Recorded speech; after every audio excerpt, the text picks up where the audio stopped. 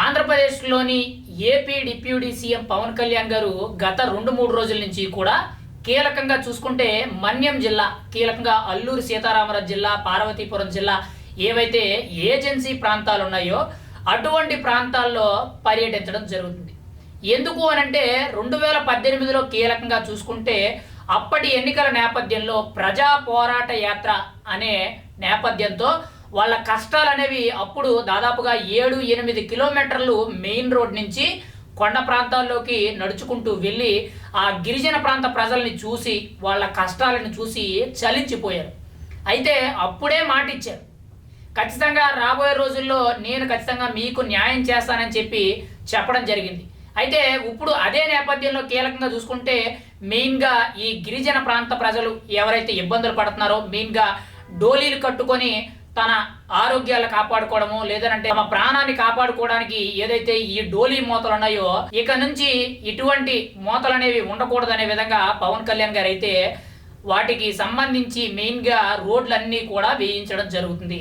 వాటి నేపథ్యంలో పవన్ కళ్యాణ్ గారు అయితే అభివృద్ధి పనులు శంకుస్థాపన చేయడానికి మెయిన్గా ఈ ఏజెన్సీ ప్రాంతాలకైతే కొండ ప్రాంతాల్లోకి పవన్ కళ్యాణ్ గారు వెళ్ళడం జరుగుతుంది. అంటే ఇక్కడ కీలకంగా చూసుకుంటే ఇప్పటి వరకు కూడా ఏ రాజకీయ నాయకుడు భద్రతా పరంగా కానీ, లేదనంటే అధికారికంగా కానీ, లేదు అని అంటే ప్రజలకు మంచి చేయాలనే నేపథ్యంతో కానీ ఎవ్వరూ కూడా ఏజెన్సీ ప్రాంతాల్లోకి వెళ్ళరు. ఎందుకు అనంటే కీలకంగా చూసుకుంటే ఖచ్చితంగా నక్సలైట్లు, లేదనంటే మావోయిస్టులు, అన్నలు అక్కలు దాడి చేస్తారు, ఖచ్చితంగా మనల్ని ఏదో ఒకటి చేస్తారని చెప్పి ప్రతి ఒక్కరికి కూడా ఒక భయం ఉంటుంది.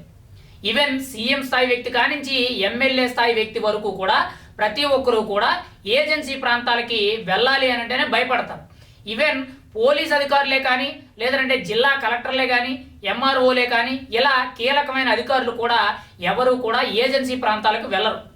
100% పాళ్ళు ఎటువంటి అధికారి కానీ, ఎటువంటి రాజకీయ నాయకుడే కానీ ఎవరైనా కూడా ఏజెన్సీ ప్రాంతాలకు వెళ్ళరు. కానీ ఇక్కడ AP deputy CM Pawan Kalyan అయితే ఆయన ప్రత్యేకించి కూడా ఏజెన్సీ ప్రాంతాల్లోనే పర్యటించడం జరుగుతుంది. అయితే అంత డేంజర్ సిచ్యువేషన్లో కూడా యాక్చువల్లీ ఆయనకున్న స్థాయికి, ఆయనకున్న పొజిషన్కి 100కి 100% ఆ ఏజెన్సీ ప్రాంతాల్లోకి వెళ్ళి, గిరిజన ప్రాంతాల్లోకి వెళ్ళి వాళ్ళతో మాట్లాడాలి, వాళ్ళకి అభివృద్ధి చేయాలనే అవసరం అయితే లేదు. అంటే గత రాజకీయ నాయకులతో పోల్చుకుంటే 100కి 100% అవసరం లేదు. కానీ ప్రత్యేకించి కూడా గిరిజన ప్రాంత ప్రజలందరినీ కూడా అభివృద్ధి చేయాలని చెప్పి, వాళ్ళకి ఏదో చేయాలని చెప్పి పవన్ కళ్యాణ్ గారు అయితే నిర్ణయం తీసుకొని అక్కడ వరకు వెళ్తున్నారు. కానీ ఆయన ప్రాణాలకు తెగించి మరీ కూడా ఏజెన్సీ ప్రాంతాల్లో పర్యటించారనంటే అది చాలా గొప్ప విషయం. ఎందుకంటే ఒక పోలీస్ అధికారి కానీ, ఒక మిలిటరీ అధికారి కానీ, లేదంటే ప్రభుత్వానికి సంబంధించిన జిల్లా కలెక్టర్లు, ఎంఆర్ఓలో కానీ, లేదంటే రాజకీయ నేతలే కానీ ఎవరైనా కానీ ఏజెన్సీ ప్రాంతాల్లోకి వెళ్ళడానికి 100కి 100% ఖచ్చితంగా వ్యతిరేకంగానే ఉంటారు. అంటే ఖచ్చితంగా వెళ్ళడానికి ఇష్టపడరు.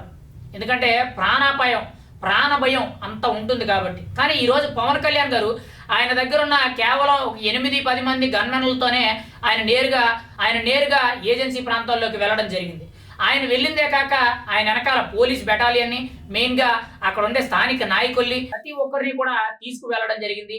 అక్కడ ఏం జరుగుతుంది, వాళ్ళు ఎలా బ్రతుకుతున్నారు, వాళ్ళ సమస్యలు ఏంటి అనేటట్టు ప్రతి ఒక్కటి కూడా బయటకు. అంటే ఇలాంటి నాయకుడిని గత 100 ఏళ్ల నుంచి కూడా ఒక్కరిని కూడా చూడలేదు.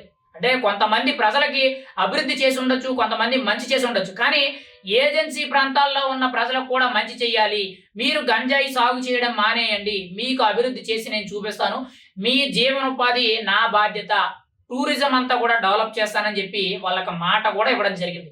అంటే ఇప్పటి వరకు కూడా ఇలాంటి నాయకుడిని ఎక్కడా కూడా చూడలేదని చెప్పి మనం చాలా బలంగా చెప్పవచ్చు. ఇది ఒక చాలా బెస్ట్ ఎగ్జాంపుల్ అని మనం అయితే చెప్పుకోవచ్చు. ఎందుకంటే ఏజెన్సీ ప్రాంతాల్లోకి వెళ్ళాలి అని అంటే ముందు ప్రాణభయం ఉంటుంది. మీకు ఎగ్జాంపుల్గా చూసుకుంటే గతంలో అంటే 2014 నుంచి 2019 వరకు కూడా టీడీపీ హయాంలో టీడీపీకి చెందిన ఒక ఎమ్మెల్యే ఏజెన్సీ ప్రాంతాల్లోకి కేవలం ఆ దారి మీదగా వెళ్తుండగా మావోయిస్టులు తనని పట్టుకొని అడవిలోకి తీసుకెళ్లి చంపేయడం జరిగింది. తన డ్రైవర్ని ఇద్దరిని కూడా చంపేయడం జరిగింది.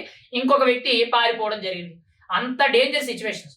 అలాంటి డేంజర్ సిచ్యువేషన్స్లో కూడా కీలకంగా ఒక రాష్ట్రానికి అత్యున్నతమైన స్థాయిలో ఉన్న పవన్ కళ్యాణ్ నేరుగా అక్కడికి వెళ్ళడం అంటే ప్రాణాలకి తెగించి ఎదరకు వెళ్ళడం అని మనం బలంగా చెప్పుకోవచ్చు. మరి అలాంటి నాయకుడిని గెలిపించుకున్నందుకు కీలకంగా చూసుకుంటే పిఠాపురం ప్రజలే కానీ, ఆంధ్రప్రదేశ్ రాష్ట్ర ప్రజలే కానీ చాలా అదృష్టవంతులను మనం బలంగా చెప్పుకోవచ్చు. అంతటి ప్రాణానికి తెగించి కూడా గిరిజన ప్రాంత ప్రజల్ని అభివృద్ధి చేయాలి. వాళ్ళకి ఏవైతే సమస్యలు ఉన్నాయో చదువుకోవడానికో, లేదంటే తాగడానికి మంచినీళ్ళో, తినడానికి తిండో, లేదంటే జీవనోపాధి కింద పని కల్పించడమో, ఇలా పలు రకాలుగా ఏవైతే సమస్యలు ఉన్నాయో ప్రతి ఒక్కటి కూడా నేను చేసి పెడతాను. ఈ 5 ఏళ్ళు కూడా ఒళ్ళు వంచి పని చేస్తానని చెప్పి పవన్ కళ్యాణ్ వాళ్ళకి మాటిచ్చారు. ఆల్రెడీ దానికి సంబంధించి మొదటి దశగా వాళ్ళందరికీ కూడా ముందుగా రోడ్లు వేయడం జరుగుతుంది. రోడ్లు వేస్తే ఆటోమేటిక్‌గా ప్రతి పని కూడా చాలా ఈజీగా జరుగుద్ది. ప్రతి సమస్యకి కూడా ఒక పరిష్కారం అనేది దొరుకుద్ది అనేటట్టు ముందుగా వాళ్ళందరికీ కూడా అటవీ ప్రాంతాల్లో ఉన్న ప్రజలందరికీ కూడా రోడ్లు వేయడం జరుగుతుంది. ఇది చాలా మంచి విషయం అని చెప్పి మనం బలంగా చెప్పుకోవచ్చు. ఇలాంటి నాయకుడిని చరిత్రలో ఇప్పటి వరకు కూడా ఎక్కడా చూసిందే లేదు. ఇలాంటి నాయకుడు ఇక రాబోయే రోజుల్లో కూడా ఉంటాడు అని చెప్పి నేనైతే అంత బలంగా చెప్పలేను. ఒకే ఒక్క నాయకుడు జనసేన పార్టీ అధ్యక్షుడు, ఆంధ్రప్రదేశ్ రాష్ట్ర ఉప ముఖ్యమంత్రి అయిన పవన్ కళ్యాణ్ గారు అని చెప్పి బల్లగుద్ది మరి కూడా చెప్పవచ్చు. ప్రాణాలకు తెగించి ఏజెన్సీ ప్రాంతాల్లో పర్యటించడం అని అంటే చిన్న విషయం కాదు. అలాంటి నాయకుడిని ఖచ్చితంగా ఆంధ్ర రాష్ట్ర ప్రజలు ఒక దేవుడిలా చూడవలసిన అవసరం అయితోంది. రాబోయే రోజుల్లో గిరిజన ప్రాంతాల ప్రజలకు కూడా ఖచ్చితంగా ఈయన ఒక దేవుడు అనే నేపథ్యం అనేది ఖచ్చితంగా వస్తది. ఎందుకనంటే ఇప్పటి వరకు కూడా ఇన్నేళ్లు గడిచినా కానీ వాళ్ళ కష్టాలు, సుఖాలు చూసిన మనిషి ఒక్క నాయకుడు లేడు. కానీ ఒకే ఒక్క నాయకుడు 2024 ఎన్నికల్లో గెలిచి ఈరోజు కీలకంగా చూసుకుంటే ఏజెన్సీ ప్రాంతాల్లో తిరిగి, మన్యం జిల్లా, ఇటు పార్వతీపురం జిల్లాల్లో తిరిగి, ప్రత్యేకించి కూడా కొండ ప్రాంతాల్లో తిరిగి వాళ్ళ సమస్యలు తీర్చుకుంటాడు. ఇది నాయకుడి లక్షణం. ఇది నాయకుడికి ఉన్న అసలైన విలువ కానీ, అసలైన పనితీరు కానీ అని చెప్పి మనం చాలా బలంగా చెప్పవచ్చు. మరి రాబోయే రోజుల్లో పవన్ కళ్యాణ్ గారు రాబోయే రోజుల్లో పవన్ కళ్యాణ్ గారు ముఖ్యమంత్రి అయినట్లయితే మాత్రం ఇంతకు రెండింతల అభివృద్ధి అనేది ఖచ్చితంగా చేసి చూపెడతారు. ఆ దిశగా ఆయన అడుగులు వేస్తారని చెప్పి చాలా బలంగా చెప్పవచ్చు.